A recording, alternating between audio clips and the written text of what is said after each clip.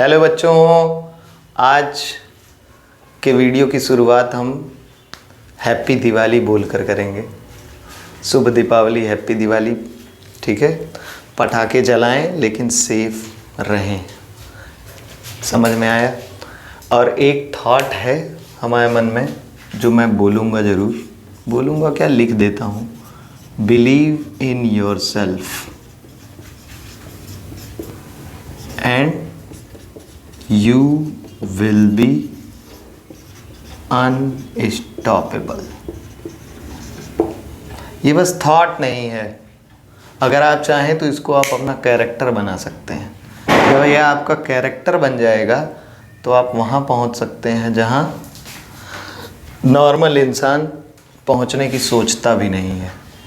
तो इसको ध्यान से पढ़िएगा, समझिएगा और कोशिश करिएगा आपके जीवन में उतर जाए ये थॉट। ठीक है। फिर हम पिछले वीडियो में देखे थे preparation of ethers, dehydration of alcohols देखे थे हम। ठीक है, आज के वीडियो में भी हम प्रिपरेशन ऑफ ईथर्स की बात करेंगे। वहाँ पे भी डिहाइड्रेशन कराया था हमने एल्कोहल का, और यहाँ पे भी डिहाइड्रेशन कराएंगे एल्कोहल का। ठीक है, लेकिन वहाँ डिहाइड्रेशन कराया था एसिड कैटालाइज्ड डिहाइड्रेशन था। क्या था? Acid catalysed dehydration. और यहाँ जो डिहाइड्रेशन कराएंगे हम कैटालिटिक डिहाइड्रेशन कराएंगे। Catalytic dehydration. और कैटालिटिक डिहाइड्रेशन में कैटलिस्ट इस्तेमाल करेंगे क्या? एल्यूमिना। और इसी को भैया थोरिया भी कहते हैं। क्या कहते हैं? थोरिया। फॉर्मूला होता है इसका क्या? Al2O3। और टेम्परेचर रखेंगे कितना? 523 केल्विन। ठीक है। अगर मान लीजिए हम एक एल्कोहल लेते हैं C2H5OH और प्लस C2H5, कहाँ गलत हो गया भैया, C2H5, इसका एल्यूमिना वेपर्स इस पे फ्लो करवाएंगे। एल्यूमिना के वेपर्स नहीं, एल्कोहल के वेपर एल्यूमिना पे फ्लो करवाएंगे 523 केल्विन पे। तो यहाँ डिहाइड्रेशन होगा और एक वाटर का मॉलिक्यूल यहाँ से निकल जाएगा। वाटर का मॉलिक्यूल निकल गया बाहर और हमको मिल जाएगा क्या? ईथर। C2H5O C2H5। नाम लिखना है तो देखिए ज़रा, 1 2 कॉमन नेम में हो जाएगा डाई इथाइल ईथर। और अगर आप IUPAC नाम लिखना चाहते हो तो इसका नाम हो जाएगा इथॉक्सी ईथेन। IUPAC में हम लोग ये सब पढ़ चुके हैं क्लास में। ठीक है, तो ये एक मेथड है दूसरा डिहाइड्रेशन का, जिससे हम क्या बना सकते हैं? ईथर बना सकते हैं। एल्यूमिना के ऊपर वेपर्स फ्लो करवाएंगे किसका? एल्कोहल का। टेम्परेचर कितना रहेगा? 523 केल्विन। ठीक है, इसके बाद देखेंगे, इसी को हम दूसरे एग्जाम्पल के साथ देखते हैं। Methyl alcohol plus ethyl alcohol. ठीक है, वाटर का मॉलिक्यूल निकालना है कब? जब कैटलिस्ट लगा हो भैया। और कैटलिस्ट किस टेम्परेचर पे लगा हो? 523 केल्विन। टेम्परेचर का बहुत रोल है डिहाइड्रेशन में, हमने पहले भी पढ़ा था, आज भी पढ़ रहे हैं। पहले में टेम्परेचर कम था तो ईथर बन रहा था, ज़्यादा था तो एल्कीन बन रहा था। ठीक है, SN2 मैकेनिज्म वो पीछे वाले वीडियो में आप रिवीजन कर सकते हो। वाटर का मॉलिक्यूल यहाँ से निकाल दें, प्लस हमें क्या मिल जाएगा भैया?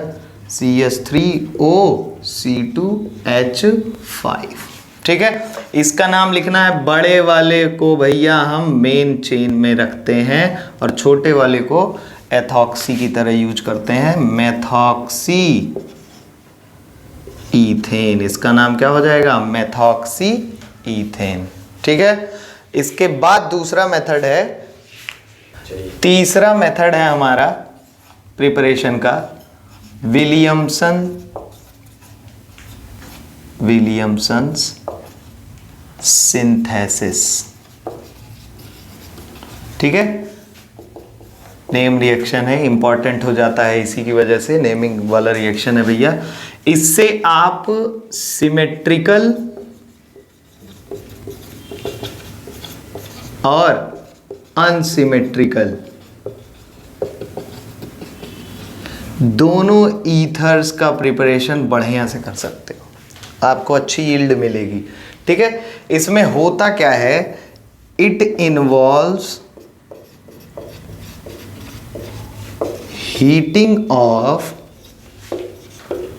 एल्किल हैलाइड्स, इसके पहले वाले चैप्टर का है, एल्किल हैलाइड्स विद सोडियम और पोटेशियम एल्कोक्साइड्स। ठीक है, दो रिएक्टेंट इसमें इस्तेमाल होंगे। पहला रिएक्टेंट क्या है, एल्किल हैलाइड। ठीक है, और दूसरा रिएक्टेंट क्या है, सोडियम या पोटेशियम एल्कोक्साइड। नॉर्मली हम सोडियम एल्कोक्साइड प्रेफर करते हैं, एनसीईआरटी में भी सोडियम एल्कोक्साइड ही है। ठीक है, तो दो रिएक्टेंट, एक रिएक्टेंट तो मिल जाएगा आसानी से, कोई दिक्कत नहीं है। दूसरा रिएक्टेंट हमको बनाना पड़ेगा, और वो हम बनाएंगे किसके, हम बनाएंगे इसको एल्कोहल से। एल्कोहल का रिएक्शन करवा दें किसके साथ, सोडियम के साथ, तो हमको मिल जाएगा सोडियम एल्कोक्साइड। क्या मिल जाएगा, सोडियम एल्कोक्साइड, और भैया H2 गैस निकल जाएगी। आपको पता है भैया, जब भी एसिड रिएक्शन करता है किसके साथ, मेटल के साथ, तो कौन सी गैस निकलती है, H2 गैस निकलती है। कौन सी गैस निकलती है, H2 गैस। ठीक है, ये है, हमको सोडियम एल्कोक्साइड मिल गया, सोडियम एल्कोक्साइड। ठीक है, ठीक, दूसरी चीज एल्किल हैलाइड थी। दूसरी चीज क्या थी, एल्किल हैलाइड। ठीक है, रिएक्शन को बैलेंस कर लो भैया, नहीं तो बाद में कहो सर जी बैलेंसिंग नहीं सिखाते हैं, अच्छी बात नहीं है ये। ठीक है, देखो alcohol, sodium metal, sodium alkoxide मिल गया हमको, और एल्किल हैलाइड हम ले लें भैया, देखो जरा RX, और प्लस इसका रिएक्शन करा दें किसके साथ, सोडियम एल्कोक्साइड के साथ। अब ध्यान देने वाली बात यहीं पे है भैया, इसको हीट कर दें, और ये मैकेनिज्म होगा SN2, nucleophilic substitution by molecular reaction. मतलब जो रेट है रिएक्शन का वो दोनों रिएक्टेंट्स पे डिपेंड करेगा। न्यूक्लियोफिलिक सब्स्टिट्यूशन है तो ये देखिए, पार्शियल पॉजिटिव पार्शियल नेगेटिव, एक न्यूक्लियोफाइल इलेक्ट्रोफाइल, देखो भैया ये न्यूक्लियोफाइल इसको रिप्लेस करेगा, सब्स्टिट्यूशन। ठीक है, रिप्लेस करने का मतलब, अगर हमारे पास भैया SN2 हो रहा है तो ये है लीविंग ग्रुप। क्या है, लीविंग ग्रुप। होगा क्या, ये आएगा भैया इधर। ठीक है, और NaX को लेके चला जाएगा, NaX बनेगा, और प्लस हमको मिल जाएगा क्या, ROR,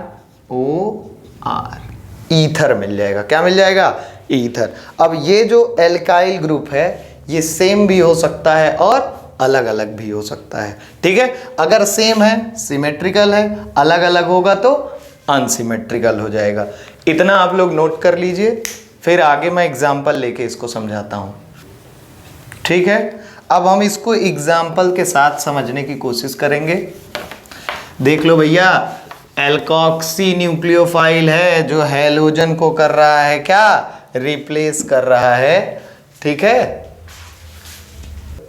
एग्जाम्पल के साथ शुरू करेंगे इसको, और पहला एग्जाम्पल लेंगे सोडियम इथॉक्साइड। क्या ले लेंगे भैया, सोडियम इथॉक्साइड। ये है सोडियम एथॉक्साइड। कभी कभी रिएक्शन से हमको प्यार हो जाता है। सोडियम इथॉक्साइड, और इसका रिएक्शन करा दें किससे,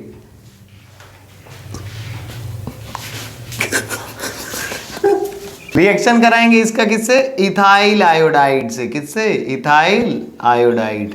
ठीक है भैया, देखो रिएक्शन करवा दिए थे भैया, देखो झोल, देखो झोल कितना बड़ा किए हैं, सोडियम इथॉक्साइड है ये। अरे भैया बीच में ऑक्सीजन भी रहता है, हम ही गलती करेंगे तो हमारे बच्चे नहीं करेंगे।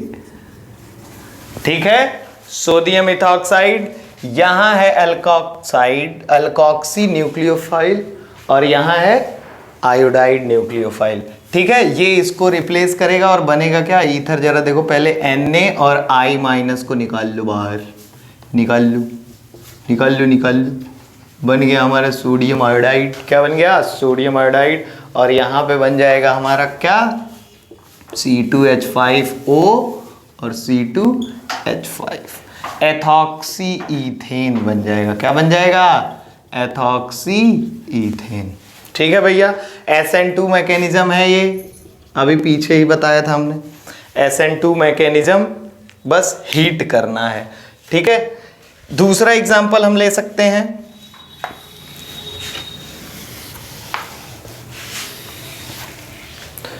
दूसरा एग्जांपल है सोडियम एथॉक्साइड और प्लस CH3Br रख दें हम। ठीक है, ब्रोमोमीथेन रख दो, मिथाइल ब्रोमाइड रख दो। ये है भैया, क्या हो जाएगा, NaBr निकल गया बाहर और हमको क्या मिल जाएगा, C2H5O CH3, मेथॉक्सी ईथेन। बड़े वाले को भैया मेन चेन में रखना, मेथॉक्सी ईथेन मिल गया। ठीक है, इतना आपको समझ में आ गया हो। मैकेनिज्म है भैया SN2, अभी इसको डिटेल में पढ़ेंगे। ठीक है, बाई मॉलिक्यूलर दोनों पे रेट डिपेंड करेगा। दोनों को आप दोनों का कंसंट्रेशन बढ़ाओगे या घटाओगे तो रिएक्शन का रेट बढ़ेगा या घटेगा। ठीक है, कार्बोकैटायन बनने का कोई सीन नहीं बनता है इसमें, क्योंकि टेम्परेरी स्टेप होता है, एक ट्रांजिशन स्टेट आती है। अभी हम मैकेनिज्म में उसको पूरा समझेंगे। ठीक है, इसके बाद अब हम इसका मैकेनिज्म देख लेते हैं। ठीक है भैया, मैकेनिज्म देखेंगे। कई लोगों के लिए नाइटमेयर है ये, हमको तो भैया नहीं लगता है नाइटमेयर। काहे का नाइटमेयर, सब कुछ सही है। मैकेनिज्म पहले ही बोला हूं, SN2 होगा। ठीक है, स्टेरिक हिंड्रेंस का केस आएगा।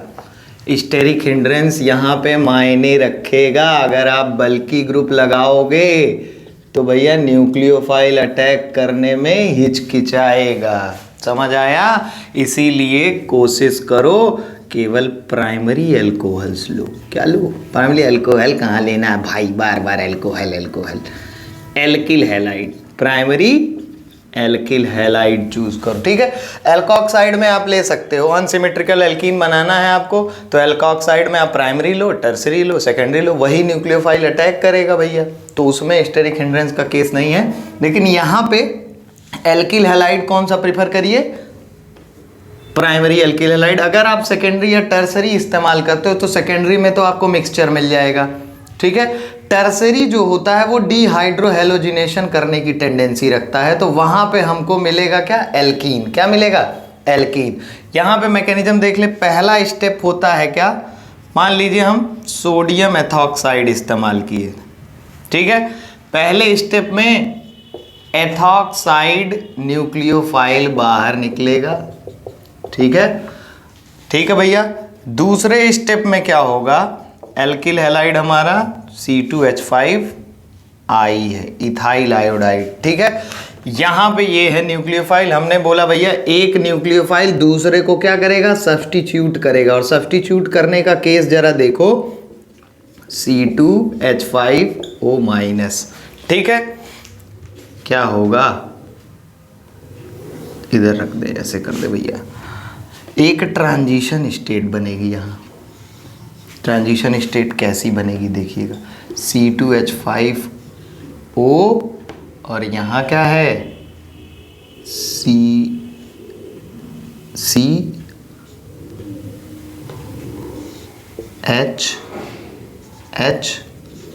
और नीचे लगा दें हम CH3। कोई दिक्कत, CH3 CH2 और यहाँ से I- निकलेगा बाहर और इधर से ये अटैक करेगा। ठीक है, इधर से I- इधर से बाहर निकलेगा और इधर से एथॉक्साइड आयन क्या करेगा, न्यूक्लियोफाइल इसके ऊपर अटैक करेगा। ठीक है, अटैक करेगा भैया, ये ट्रांजिशन स्टेट है और यही स्लो स्टेप है, रेट डिटरमाइनिंग स्टेप यही है भैया। स्लो है, ये क्या है, स्लो। इसके बाद फास्ट स्टेप हो जाएगी, थर्ड स्टेप क्या है, फास्ट होगी और हमको मिल जाएगा क्या, CH3 CH2O और CH2CH3। ठीक है, हमको ईथर मिल गया और यहाँ पे क्या हो जाएगा, Na। ठीक, सोडियम आयोडाइड। कोई समस्या मैकेनिज्म में है, हमको रेट डिटरमाइन करना होगा, लिख दें RDS, हमारा यही है रेट डिटरमाइनिंग स्टेप। कौन सा, ट्रांजिशन स्टेट वाला। कार्बोकैटायन बनने की कोई यहाँ पे कोई सीन नहीं बन रहा है कार्बोकैटायन बनने का। प्रेफर क्या करेंगे, प्राइमरी एल्किल हैलाइड प्रेफर करेंगे, सेकेंडरी और टर्सरी नहीं प्रेफर करते हैं। क्यों नहीं प्रेफर करते हैं, कि वहाँ डिहाइड्रोहेलोजिनेशन की टेंडेंसी बढ़ती है और एल्कीन बनने की ज़्यादा संभावना होती है। क्यों, किसकी वजह से, स्टेरिक हिंड्रेंस की वजह से। ये जो न्यूक्लियोफाइल है वो अटैक करने में हिचकिचाता है। ठीक है, तो सेम मॉलिक्यूल से ही डिहाइड्रोहेलोजिनेशन हो जाता है। ठीक है, मैकेनिज्म समझ में आ गया होगा, इस समझ लीजिएगा। इसके बाद हम देखेंगे केमिकल प्रॉपर्टीज ऑफ ईथर्स अगले वीडियो में।